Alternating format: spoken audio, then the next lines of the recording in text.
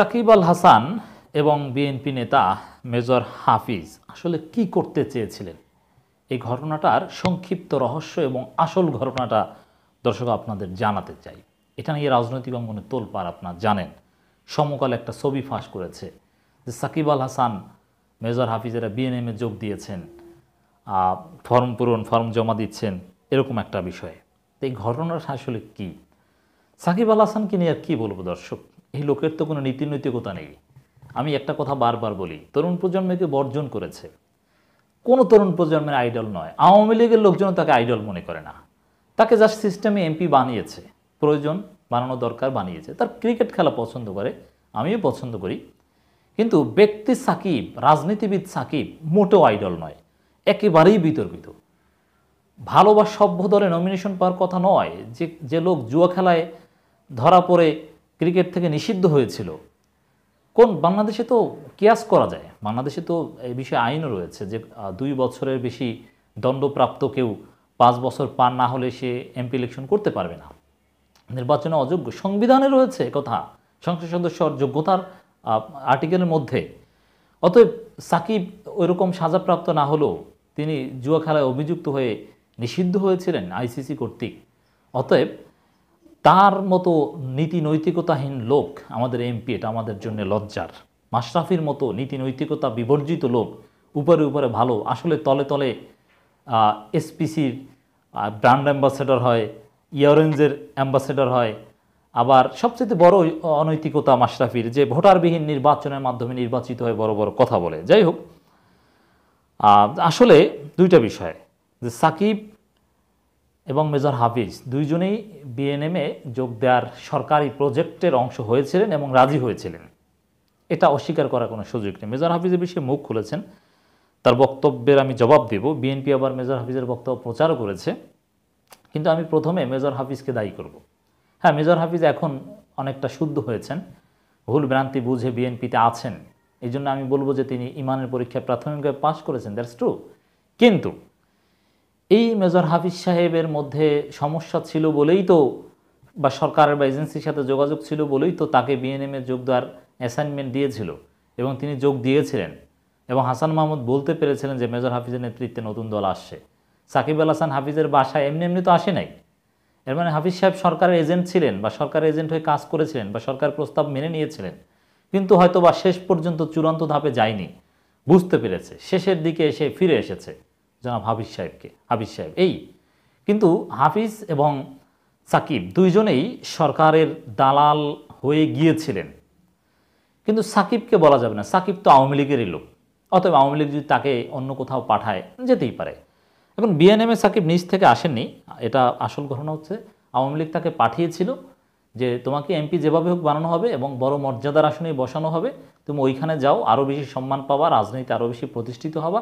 আওয়ামী লীগের পরিকল্পনা ছাড়া সাকিব কিছু করেনি, এবং সাকিব এত বোকা না যে একটা বিরোধী দল, যে দলের ভবিষ্যৎ অনিশ্চিত, সেই দলে যাবে। আওয়ামী লীগের পক্ষ থেকে নিশ্চয়তা পেয়ে গিয়েছিল, কিন্তু যখন আওয়ামী লীগই দেখলো যে হাফিজ সাহেবই পোল্টি মারছে, তিনিই সরকারের প্রস্তাবের সামনে এগিয়ে আবার পিছু হটছে, বিএনপির বড় বড় নেতারা কেউ এখানে আসছে না, অতএব সরকারের যে চিন্তা ছিল যে এই বিএনএমের মাধ্যমে একটা চমক দেখানো, সেটা যেহেতু সম্ভব হচ্ছে না বুঝতে পেরেছে, এই জন্য সাকিবকে তার ওখানে নিয়ে শামসের মবিন আর তৈমুর আলমদের মতো সেকা দেওয়া যায় না, এই কারণে সাকিব ওখান থেকে সরিয়ে নিয়েছে। আসল ঘটনা হচ্ছে এটা। জনাব হাফিজ সাহেবের বক্তব্যটা একটু সংক্ষেপে আপনাদের শোনাতে চাই দর্শক। কিংস পার্টি খ্যাত বিএনএম গঠনে ভূমিকা এবং তার বাসায় গিয়ে সাকিব আল হাসানের দলটিতে যোগদান সম্পর্কিত প্রকাশিত খবর নিয়ে মুখ খুলেছেন বিএনপির ভাইস চেয়ারম্যান মেজর অবসরপ্রাপ্ত হাফিজ উদ্দিন আহমেদ।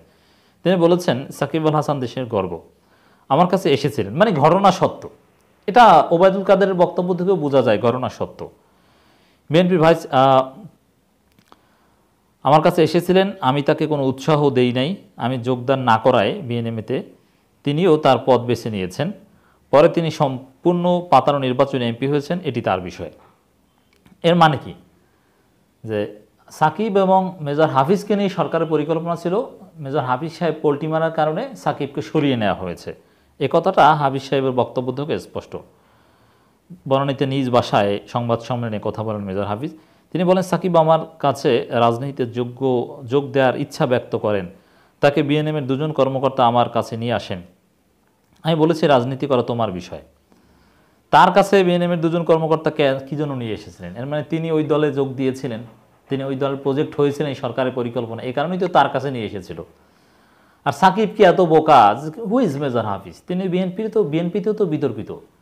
তারেক রহমান তাকে দেখতে পারেন, আমরা জানি। তো তার কাছে যাবে সাকিব? তিনি এমন কে? হ্যাঁ, দুইজনেই ক্রীড়াঙ্গনের ব্যক্তিত্ব ছিলেন। তার কাছে যাবে কি এমন? সাকিবের মতো সুপারস্টার, ইন্টারন্যাশনালি রিনাউন্ড জুয়াখোর তার কাছে কেন যাবে? আসলে বাস্তব হচ্ছে সরকার তাকে পাঠিয়েছিল, এছাড়া তার কাছে যাওয়ার মতো ব্যক্তি তিনি না। তিনি রাজনীতিতে হাফিজ সাহেব এরকম না। তবে এখানে বিএনপি দূরদর্শিতার অভাব, যে বিএনপি হাফিজ সাহেবের বক্তব্য লাইভ দেখাচ্ছে, অথচ হাফিজ সাহেব সরকার এজেন্ট হয়েছিলেন, সরকারের পরিকল্পনা মেনে নিয়েছিলেন, অনেক দূর গিয়েছিলেন, শেষ পর্যন্ত ফিরে এসেছেন। হ্যাঁ, হাফিজ সাহেবকে প্যাট্রোনাইজ করবে বিএনপি বা দলে জায়গা দিবে, দ্যাটস রাইট, যেহেতু তিনি শেষ পর্যন্ত যাননি। কিন্তু গিয়েছিলেন, কি হয়েছিল, তার কাছে নিয়ে আসা হয়েছিল, বিএনএমের লোকজন তার কাছে নিয়ে এসেছিল, এটা স্বীকার করে সংবাদ সম্মেলন করছে আর বিএনপি সেটা প্রচার করছে। এটা আমার মনে হয় না যে বিএনপির কোনো দূরদর্শী রাজনীতি। আমার কাছে উৎসাহ না পেয়ে সে চলে যায়। নির্বাচন 4 থেকে 5 মাস আগে এই ঘটনা, মানে গোপন ছিল। নির্বাচনের 4 থেকে 5 মাস আগেও গোপনে কত খেলা চলেছিল, বুঝতে পেরেছেন দর্শক। তিনি বলেন, এতদিন পর কেন? এ তো গোপন কিছু না। আমাকে বলেছে, আমি সেটা গ্রহণ করিনি, বিএনপিতেই রয়েছি, আর আমি বিএনপি ছেড়ে কোথাও যাব না। সেটা নির্বাচনের আগেই ভারপ্রাপ্ত চেয়ারম্যান তারেক রহমান, মহাসচিব সহ আমির খসরু মাহমুদ চৌধুরীকে বলেছি। তারা আশ্বস্ত হয়েছেন। আমার আর রাজনীতি উচ্চাবিলাস নেই। দেখেন, বিএনপি ছেড়ে কোথাও যাবে না, কিন্তু গিয়েছিলেন, এই বিএনএমে গিয়েছিলেন বলেই হাসান মাহমুদ বলেছিল যে মেজর হাফিজের নেতৃত্বে নতুন দল হচ্ছে। গিয়েছিলেন বলেই সাকিবকে তার কাছে নিয়ে আসা হয়েছিল। হাফিজ বলেন, নির্বাচনের মাসের আগেই বলেছি দল ছাড়বো না, কোনো পাতাও নির্বাচনে যাব না। এটা শেষের দিকে তিনি বুঝতে পেরেছিলেন হয়তোবা সরকার তাকে ছ্যাঁকা দিতে পারে, এরকম ধারণা থেকে হয়তোবা তিনি পিছু হটেছিলেন, অথবা তার শুভবুদ্ধির উদয় হয়েছিল, দুইটার একটা। গোপন কিছু নাই, লজ্জিত হওয়ার কোনো কাজ করি নাই। আর সরকারের বিভিন্ন অপকর্ম লুকিয়ে রেখে জনগণ দৃষ্টি অন্যদিকে, লজ্জিত হওয়ার কাজ অবশ্যই করেছেন। বিএনএমে গিয়েছিলেন, সাকিবকে আপনার কাছে নিয়ে আসা হয়েছিল বিএনএমে যোগ দেওয়ানোর জন্য, এর মানে এটা লজ্জিত হওয়ার অবশ্যই। তিনি আরও বলেন, সেনাবাহিনীর অবসরপ্রাপ্ত অনেক সিনিয়র এবং জুনিয়রের সঙ্গে আমার উঠা বসা, তাদের বাসায় আমি যাই এবং তারাও আমার বাসায় আসেন। 3-4 জন আসে, নতুন দল গঠনের পরামর্শ দেন। আর নির্বাচনের মাস কয়েক আগে সরকারের কয়েকজন গুরুত্বপূর্ণ ব্যক্তি আমার সঙ্গে যোগাযোগ করেন। তাদের আমি বলেছি 32 বছর পর আমার দল ত্যাগ করা সম্ভব নয়। না, এখানে একটু অসত্য কথা আছে। তিনি গিয়েছিলেন, তিনি যোগ দিয়েছিলেন, কিন্তু পিছু হটেছেন। আবারও বলছি, যোগ না দিলে সাকিবকে তার কাছে নিয়ে আসা হতো না। সেনাবাহিনীর অবসরপ্রাপ্ত অনেক সিনিয়র জুনিয়র তার কাছে এসেছিল।